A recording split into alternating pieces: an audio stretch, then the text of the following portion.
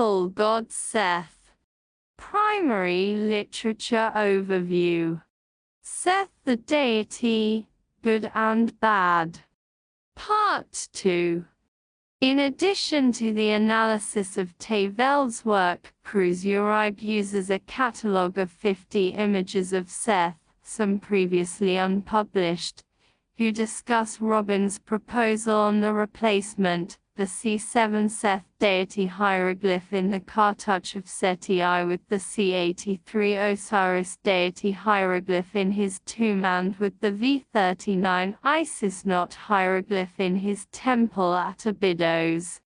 Robin suggested that this was due to the tomb and temple were not places suitable for an image of Seth to be included.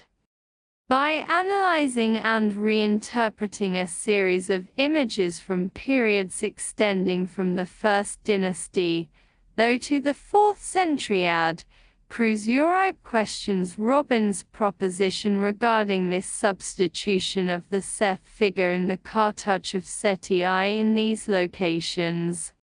Cruz-Uribe's conclusion is inconclusive, agreeing that the tomb and temple substitution was undertaken to maintain a stable cosmic order, but disagrees with Robin's suggestion this was indications of the first stage in an official denigration of Seth.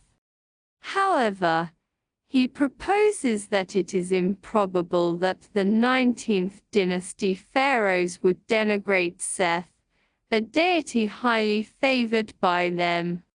Instead, it was simply the substitution of deities as a way of dealing with the troublesome deity Seth. In Smith's The Reign of Seth, Egyptian Perspectives from 1st Millennium BCE, he undertakes the analysis of the evidence for the domination of Egypt by Seth for the period between the murder of Osiris and reclaiming of the throne by his son Horus, a phase in the myth of Osiris, Seth and Horus that is omitted in the work of Taveld. In this work the author has focused his research on 12 texts from the 1st millennium BC, comprising 10 papyri and 2 temple inscriptions. The origins of both Seth and Horus were ancient, as were their connections with royalty, and their conflict. Seth was associated with kingship long before the earliest attestations to Osiris, with the blending of Osiris into the myth of Horus and Seth. A number of sources, including the New Kingdom conflict of Horus and Seth and the 25th dynasty Memphite theology, cite the two gods contesting the throne of Egypt after the death of Osiris. Although these texts do vary in some details, they concur in 5 central elements. The conflict takes place after Horus is of an age to confront Seth on equal terms. B. Seth is a member of a pantheon of deities, some of who are supportive to his claim. C.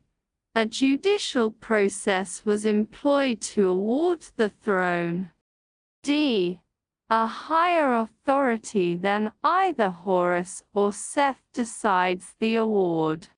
E. Seth accepts the decision, despite it going against him, and is reconciled with Horus. However, the 12 texts referred to present an alternative description of events to the texts above, the variations being the myth focuses on the early period of the conflict from the time of conception, birth and infancy of Horus. B. Seth is presented as an outcast from the community of deities, with no sympathizers or supporters within the community. Instead, Seth is aided and abetted by his followers or confederates. c. Seth is free to behave as he feels fit there, being no judicial procedures or higher authority to resolve the conflict. D. The conflict is only resolved by the killing or expelling from Egypt of Seth and his followers. Although the murder of Osiris is generally considered to be the one great crime perpetrated by Seth, to the ancient Egyptians he was a multiple offender, and by the end of the first millennium BC his misdeeds were well known. The corpus of texts present, the crimes of Seth carried out during the years of his reign, and consist of a. Mistreatment and violence, which included rape and imprisonment of Isis and Nephthys. B. The persecution of the infant Horus. Sacrileges against the other deities and their shrines and sanctuaries, which included defiling temples, chasing away priests, stealing cult implements and divine emblems, damaging or destroying temple property and destroying sacred trees.